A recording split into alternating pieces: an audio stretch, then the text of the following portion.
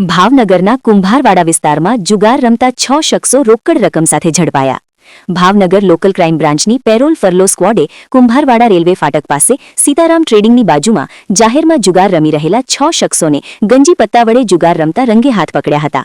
આ કામગીરી દરમિયાન પોલીસ દ્વારા કુલ ₹45,350નો મુદ્દામાલ જપ્ત કરવામાં આવ્યો અને તમામ આરોપીઓ વિરુદ્ધ બોરતળાવ પોલીસ સ્ટેશનમાં જુગાર પ્રબંધક ધારા હેઠળ ગુનો નોંધવામાં આવ્યો છે।